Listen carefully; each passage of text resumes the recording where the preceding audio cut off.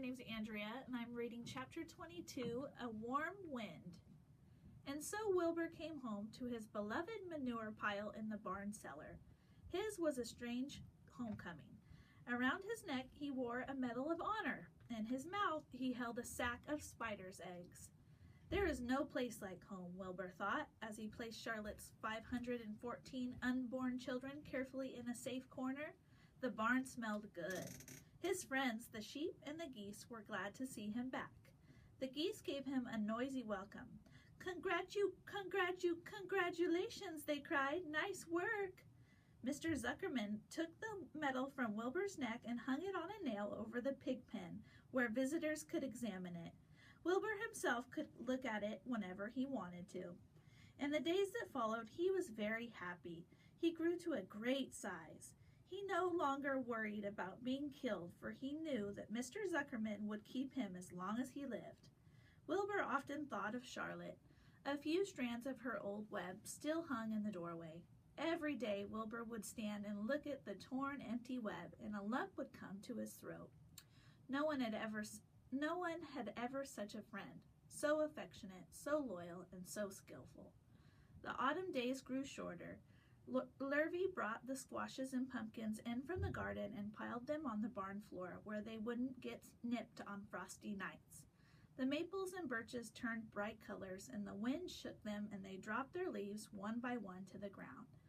Under the wild apple trees in the pasture, the red little apples lay thick on the ground, and the sheep gnawed them, and the geese gnawed them, and foxes came in the night and sniffed them. One evening, just before Christmas, snow began falling. It covered house and barn and fields and woods. Wilbur had never seen snow before. When morning came, he went out and plowed the drifts in his yard for the fun of it. Fern and Avery arrived, dragging a sled. They coasted down the lane and out into the frozen pond in the pasture. "Casting is the most fun there is," said Avery. "The most fun there is," retorted Fern, "is when the Ferris wheel stops and Henry and I are in the top car and Henry makes the car swing and we can see everything for miles and miles." "Goodness, are you still thinking about that old Ferris wheel?" said Avery in disgust. "The fair was weeks and weeks ago." "I think about it all the time," said Fern, picking snow from her ear. After Christmas, the thermometer dropped to 10 below zero. Cold settled on the world. The pasture was bleak and frozen. The cows stayed in the barn all the time now, except on sunny mornings when they went out and stood in the barnyard in the lee of the straw pile. The sheep stayed near the barn too for protection.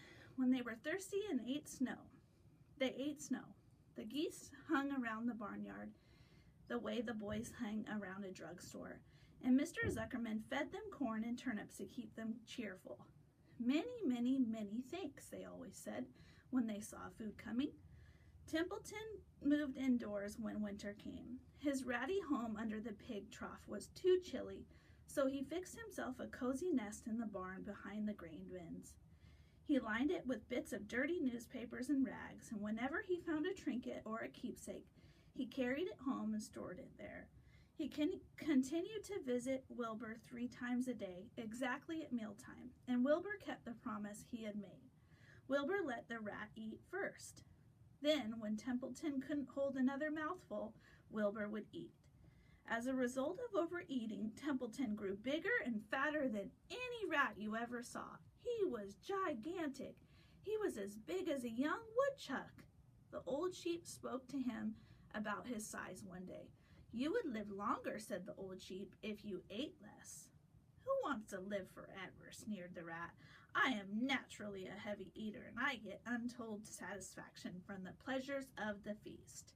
He patted his stomach, grinned at the sheep, and crept upstairs to lie down. All winter, Wilbur watched over Charlotte's egg sack as though he were guarding his own children. He had scooped out a special place in the manure for the sack, next to the board fence. On very cold nights, he lay so that his breath would warm it. For Wilbur, nothing in life was so important as this small round object. Nothing else mattered. Patiently, he awaited the end of winter and the coming of the little spiders. Life is always a rich and steady time when you are waiting for something to happen or to hatch. The winter ended at last. I heard the frogs today, said the old sheep one evening. Listen, you can hear them now. Wilbur stood still and cocked his ears. From the pond, in shrill chorus, came the voices of hundreds of little frogs. Springtime, said the old sheep thoughtfully. Another spring, and she walked away. Wilbur saw a new lamb following her. It was only a few hours old. The snows melted and ran away. The streams and ditches bubbled and chattered with rushing water. A sparrow with a streaky breast arrived and sang. The light strengthened. The mornings came sooner. Almost every morning there was another new lamb in the sheepfold. The goose was sitting on 9 eggs. The sky seemed wider and a warm wind blew. The last remaining strands of Charlotte's old web floated away and vanished. One fine sunny morning, after breakfast, Wilbur stood watching his precious sack. He wasn't thinking of anything much. As he stood there, he noticed something move. He stepped closer and stared. A tiny spider crawled from the sack. It was no bigger than a grain of sand, no bigger than the head of a pin. Its body was gray with a black stripe underneath. Its legs were gray and tan. It looked just like Charlotte. Wilbur trembled all over when he saw it. The little spider waved at him. Then Wilbur looked more closely. 2 more little spiders crawled out and waved. They climbed round and round on the sack, exploring their new world. Then 3 more little spiders, then 8, then 10. Charlotte's children were here at last. Wilbur's heart pounded. He began to squeal. Then he raced in circles, kicking manure into the air. Then he turned a backflip. Then he planted his front feet and came to a stop in front of Charlotte's children. Hello there, he said. The first spider said hello, but its voice was so small Wilbur couldn't hear it. I am an old friend of your mother's, said Wilbur. I'm glad to see you.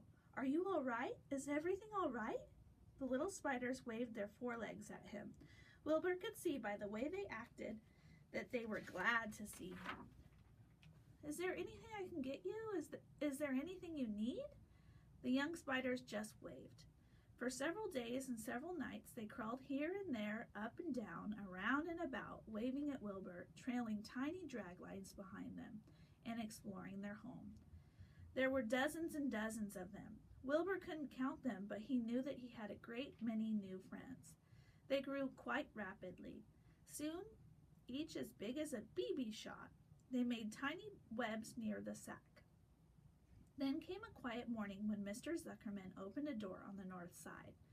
A warm draft of rising air blew softly through the barn cellar. The air smelled of the damp earth, of the spruce woods, of the sweet springtime. The baby spiders felt the warm updraft. The one spider climbed to the top of the fence. Then it did something that came as a great big surprise to Wilbur. The spider stood on its head, pointed its spinnerets in the air, and let loose a cloud of fine silk. The silk formed a balloon. As Wilbur watched, the spider let go of the fence and rose into the air. Goodbye, it said as it sailed through the doorway. Wait a minute, screamed Wilbur. Where do you think you're going? But the spider was already out of sight. Then another baby spider crawled to the top of the fence, stood on its head, made a balloon, and sailed away. Then another spider, then another. The air was soon filled with tiny balloons, each balloon carrying a spider. Wilbur was frantic. Charlotte's babies were disappearing at a great rate. Come back, children, he cried. Goodbye, they called. Goodbye, goodbye. At last, one little spider took time enough to stop and talk to Wilbur before making its balloon. We're leaving here on the warm updraft. This is our moment for setting forth. We are aeronauts, and we are going out into the world to make webs for ourselves. But where? Asked Wilbur. Wherever the wind takes us, high, low, near, far, east, west, north, south. We take to the breeze. We go as we please. Are all of you going? Asked Wilbur. You can't all go. I would be left alone with no friends. Your mother wouldn't want that to happen, I'm sure. The air was now so full of balloonists, and the barn cellar looked almost as though a mist had gathered. Balloons by the dozen were rising, circling, and drifting away through the door, sailing off on the gentle wind. Cries of "Goodbye, goodbye, goodbye" came weakly to Wilbur's ears. He couldn't bear to watch any more. In sorrow, he sank to the ground and closed his eyes. This seemed like the end of the world, to be deserted by Charlotte's children. Wilbur cried himself to sleep. When he woke, it was late afternoon. He looked at the egg sack. It was empty. He looked into the air. The balloonists were gone. Then he walked drearily to the door where Charlotte's web used to be. He was standing there thinking of her when he heard a small voice. "Salutations," it said. "I'm up here." "So am I," said another tiny voice. "So am I," said a third voice. "3 of us are staying. We like this place, and we like you." Wilbur looked up. At the top of the doorway, 3 small webs were being constructed. On each web, working busily, was one of Charlotte's daughters. "Can I take this to mean," asked Wilbur, "that you have definitely decided to live here in the barn cellar, and that I'm going to have 3 friends?" "You can indeed," said the spiders. "What are your names, please?" asked Wilbur, trembling with joy. "I'll tell you my name," replied the first little spider, "if you'll tell me why you are trembling." "I'm trembling with joy," said Wilbur. "Then my name is Joy," said the first spider. "What was my mother's middle initial?" asked the second spider. "A," said Wilbur. "Then my name is Arania," said the spider. "How about me?" asked the third spider. "Will you just pick out a nice, sensible name for me? Something not too long, not too fancy, and not too dumb?" Wilbur thought hard. "Nellie," he suggested. "Fine, I like that very much," said the third spider. "You may call me Nellie." She daintily fastened her orb line to the next spoke of the web. Wilbur's heart brimmed with happiness. He felt that he should make a short speech on this very important occasion. "Joy, Arania, Nellie," he began, "welcome to the barn cellar. You have chosen a hollow doorway from which to string your webs. I think it is only fair to tell you that I was devoted to your mother. I owe my very life to her. She was brilliant, beautiful, and loyal to the end. I shall always treasure her memory. To you, her daughters, I pledge my friendship. Forever and ever, I pledge mine," said Joy. "I do too," said Arania. "And so do I," said Nellie, who had just managed to catch a small gnat. It was a happy day for Wilbur, and many more happy, tranquil days followed. As time went on and the months and years came and went, he was never without friends. Fern did not come regularly to the barn anymore. She was growing up and was careful to avoid childish things like sitting on a milk stool near a pig pen. But Charlotte's children, grandchildren, and great-grandchildren, year after year, lived in the doorway. Each spring there were new little spiders hatching out to take the place of the old. Most of them sailed away on their balloons, but always 2 or 3 stayed and set up housekeeping in the doorway.